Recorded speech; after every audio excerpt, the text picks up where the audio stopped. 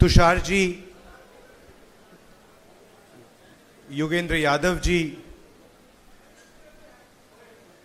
Stage पे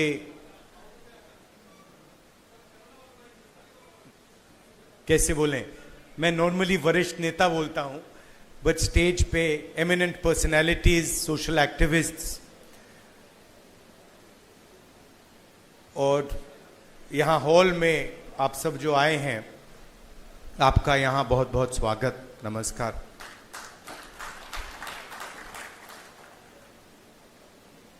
मैं आपसे दो तीन चीजें कहना चाहता हूं। पहली चीज यात्रा के बारे में, और जो मेरा अब पिछले 1.5 साल का जो एक्सपीरियंस रहा है। पिछले साल हम भारत जोड़ो यात्रा पे निकले, 4000 किलोमीटर चले, कन्याकुमारी से कश्मीर, और हम सबको, मुझे तो पहली बार हिंदुस्तान को नजदीकी से देखने का मौका मिला।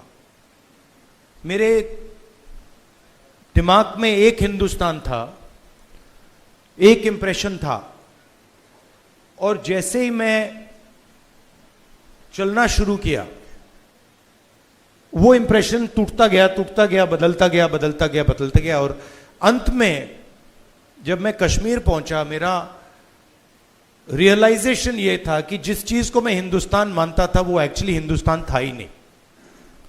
वो मेरे इमेजिनेशन का हिंदुस्तान था, अनइन्फॉर्म्ड हिंदुस्तान था। और ये जो मैं हिंदुस्तान भारत जोड़ो यात्रा में जिसको देखा है, ये भी एक प्रकार से अनइन्फॉर्म्ड हिंदुस्तान है। ये पहले वाले हिंदुस्तान से बेहतर इन्फॉर्म्ड है, मगर ये भी हिंदुस्तान की समझ नहीं है, सुपरफिशियल है। मगर उस यात्रा में दो चीजें बड़ी क्लियर थी। एक कि हिंदुस्तान नफरत का देश नहीं है, मोहब्बत का देश है। और इस देश में, इसके डीएनए में रिस्पेक्ट, मोहब्बत, ये बहुत गहरा है। तो चलते चलते मेरे दिमाग में यह सवाल आना शुरू हुआ कि अगर यह नफरत का देश नहीं है, यह पहला देश है जिसने इंडिपेंडेंस की लड़ाई मोहब्बत से लड़ी, और कोई देश है ही नहीं।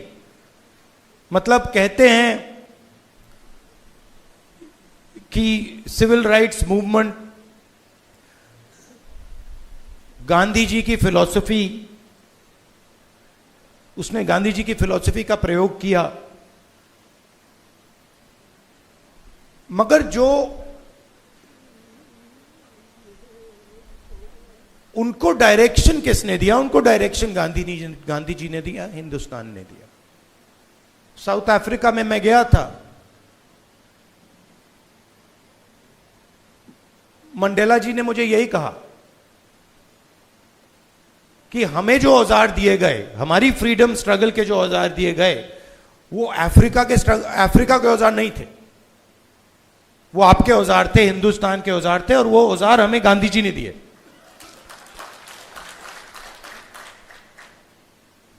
तो जब मैं चल रहा था, मेरे दिमाग में यह सवाल आया कि अगर हिंदुस्तान मोहब्बत का देश है, तो इसमें नफरत क्यों फैल रही है? क्योंकि इतना आसान नहीं होना चाहिए नफरत को फैलाना। हम कहते हैं बीजेपी नफरत फैलाती है, बट कोई ना कोई फाउंडेशन तो होगा, कोई ना कोई बेसिस तो होगी इस नफरत की। तो ये सवाल मेरे दिमाग में था, और आस्ते आस्ते मुझे बात समझ आने लगी कि नफरत का कारण अन्याय है, कि ये देश में गरीबों के साथ, किसानों के साथ, दलितों के साथ, महिलाओं के साथ, युवाओं के साथ, सबके साथ हर रोज अन्याय होता रहता है। 2-3% लोग हैं इस देश में जिनको न्याय का एक्सेस मिलता है। 2-3%, ज्यादा से ज्यादा 5% लोग हैं। उनके लिए कोर्ट्स काम करते हैं, उनके लिए सरकार काम करती है, सारे इंस्टीट्यूशंस में उनके लिए जगह है। बट अगर हम 90% लोगों को देखें, उनके साथ 24 घंटा अन्याय हो रहा है। 16 लाख करोड़ रुपए 20-25 लोगों का कर्जा माफ हुआ। जीएसटी का पैसा है, जनता का पैसा है, किसानों का पैसा है, मगर किसानों का 1 रुपया माफ नहीं होता है। और मैंने सरकार के अंदर से देखा है, जब हमने किसान कर्जा माफी की बात उठाई, जब हम सरकार में थे, तो रिस्पांस मिला कि ये ठीक नहीं है, इससे किसान आलसी हो जाएगा।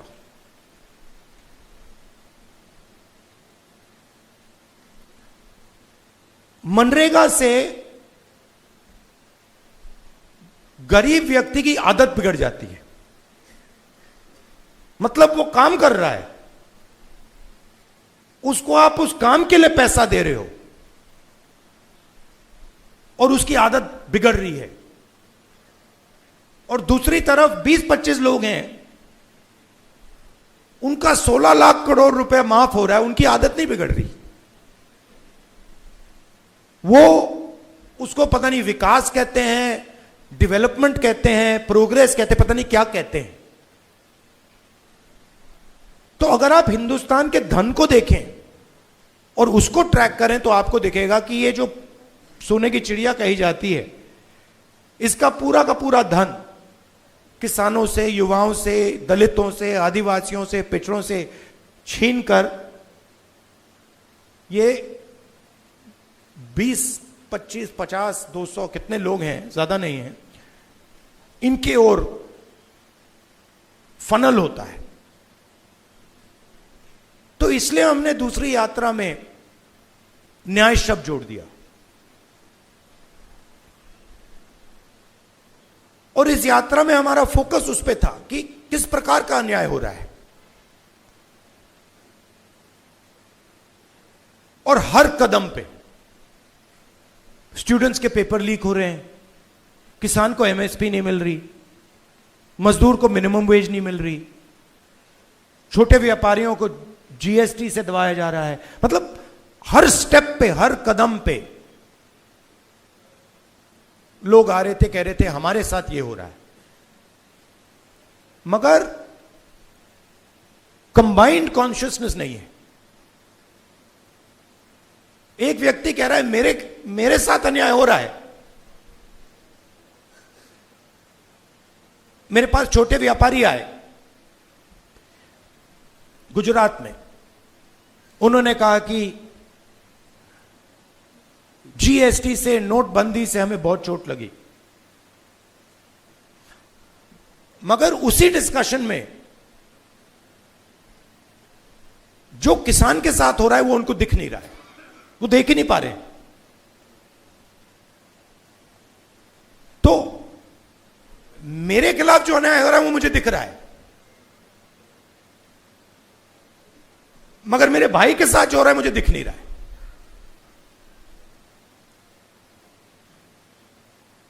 तो यह बहुत जरूरी बात है, क्योंकि जब तक आप अपने भाई के साथ जो अन्याय हो रहा है वो नहीं देखोगे, तब तक कोई मूवमेंट खड़ा नहीं हो सकता। मैं जूडो करता हूं और उसमें एक बड़ी इंटरेस्टिंग चीज है, उसमें जमीन पे गिरना पड़ता है, फेंका जाता है व्यक्ति को, तो जब पहले व्यक्ति शुरू करता है तो वो अपने आप को प्रोटेक्ट करने की कोशिश करता है। जमीन पे गिरोगे तो फिर आप अपने आप की रक्षा करते हो, फिर थोड़ा एडवांस्ड होता है, फिर उसको बात समझ आती है, वो जमीन की रक्षा करना शुरू कर देता है। मतलब don't protect yourself, protect the mat. और बड़े मजे की बात दिखती है कि जब आप जमीन को प्रोटेक्ट करते हो तो ऑटोमेटिकली जमीन आपको प्रोटेक्ट करती है। तो मूवमेंट कैसे बनती है? मूवमेंट जब बनती है जब मैं अपने दर्द को छोड़कर मेरे साइड में जो खड़ा है उसके दर्द की रक्षा करना शुरू करता हूं, ऑटोमेटिकली वो मेरी रक्षा करेगा, उसको करना ही पड़ेगा। तो ये एक मेंटल लीप की जरूरत है।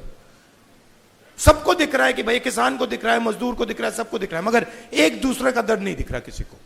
मेरा एक्सपीरियंस है दूसरी यात्रा का। आखिरी बात देखिए, आपने राहुल गांधी का नाम बहुत बहुत बार लिया। कांचा जी मेरे दोस्त हैं, उन्होंने नारे भी दे दिए। ये राहुल गांधी नहीं है, ये हिंदुस्तान में करोड़ों लोगों की फीलिंग है। उनमें से मैं एक हूं और आप मेरे ऊपर फोकस कर देते हैं। बट भारत जोड़ो यात्रा में मैंने अपनी आंखों से देखा, मैं अकेला नहीं चल रहा था, लाखों लोग चले थे मेरे साथ। और एक्चुअली भारत जोड़ो यात्रा की स्ट्रेंथ राहुल गांधी नहीं था, भारत जोड़ो यात्रा की स्ट्रेंथ वो बाकी लोग थे। तो उन पे भी फोकस होना चाहिए। लड़ना हमें एक साथ है, और ये हिंदुस्तान के दो एक्सप्रेशंस के बीच में लड़ाई है। ये राहुल गांधी, मोदी, बीजेपी, कांग्रेस के बीच में लड़ाई नहीं है। हिंदुस्तान के नेचर के अंदर दो आत्माएं हैं, और ये उन दोनों आत्माओं के बीच में लड़ाई है। एक आत्मा कहती है कि हिंदुस्तान बीच से चलाया जाएगा, ऊपर से चलाया जाएगा, और सारे लोग ऊपर देख के ऑर्डर लेके इस देश को चलाएंगे। और ये एक सोचने का तरीका है हिंदुस्तान में। बहुत सारे लोग इसको मानते हैं, एक्सेप्ट करते हैं। और एक दूसरा तरीका है कि हिंदुस्तान को डिसेंट्रलाइज तरीके से, हिंदुस्तान के सब लोगों को सुनकर चलाया जाएगा, जिसको हम, अगर आप धार्मिक तरीके से बोलना चाहते हैं, शिव की बारात बोल लीजिए। कि सब लोगों को जगह देके निर्णय लिया जाता है। जैसे योगेंद्र यादव जी अभी बैठे हैं, बड़ी इंटरेस्टिंग बात आपको बताऊं। 3-4 महीने पहले इन्होंने हमें कहा, देखिए हमें ये जो गारंटीज हैं, हमें क्लियरली बता देना चाहिए देश को कि इंडिया गठबंधन आएगा तो क्या करेगा। और आज मैंने इनसे पूछा कि आप बताइए, ये जो हमने गारंटीज देश के सामने रखी हैं, इससे आप खुश हैं? तो इन्होंने कहा मैं खुश हूं, मगर बहुत केओटिक डिस्कशन हुआ। केओटिक डिस्कशन हुआ क्योंकि ये एक्चुअली कांग्रेस पार्टी की, राहुल गांधी की, खारगे जी की, इंडिया गठबंधन की गारंटीज नहीं है।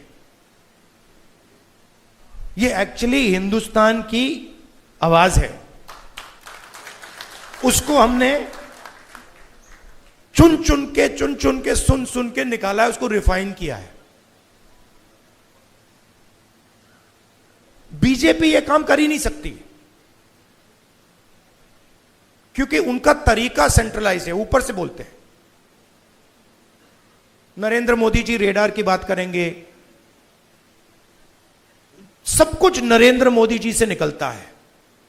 उनके विजन में और आरएसएस के विजन में ज्ञान एक व्यक्ति के पास है। किसान के पास ज्ञान ही नहीं है, मजदूर के पास ज्ञान ही नहीं है, बेरोजगार युवा को कोई समझ नहीं है। आईआईटी की डिग्री है तो पूरी दुनिया को समझ गया। यह थिंकिंग है। तो इसके खिलाफ हमारी लड़ाई हो रही है। हिंदुस्तान का सबसे बड़ा साइंटिस्ट, जितना उसमें ज्ञान है उतना ही ज्ञान हिंदुस्तान के किसान में है, बस दूसरे तरीके का है। मैं बंगाल गया और वहां पे वो महिलाएं थी, इसी यात्रा पे महिलाएं थी, वो बीड़ी बना रही थी। उनके हाथ में जो स्किल थी,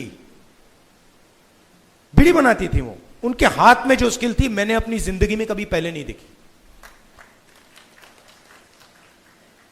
मैंने ट्राई किया, मतलब एक बीड़ी मतलब मैंने रोल करने की कोशिश की, नहीं हो रही थी मुझसे। तो वो सालों का, मतलब सालों की स्किल है वो, और उसका इस देश में कोई आदर नहीं हो रहा। उस महिला को आप फाइनेंशियल सपोर्ट दीजिए, उसकी मदद कीजिए, मेक इन इंडिया उससे करवाइए और फिर देखिए क्या मजा आता है। तो ये दो अलग तरीके की सोच की लड़ाई है। इसमें हम सब एक साथ लड़ रहे हैं। बहुत अच्छा लग रहा है और घबराने की कोई जरूरत नहीं है। ये आप मत सोचिए कि बीजेपी आ गई, कॉन्स्टिट्यूशन को खत्म कर देंगे, ये कर देंगे, कुछ नहीं, इनमें इतना दम नहीं है, ये नहीं कर सकते।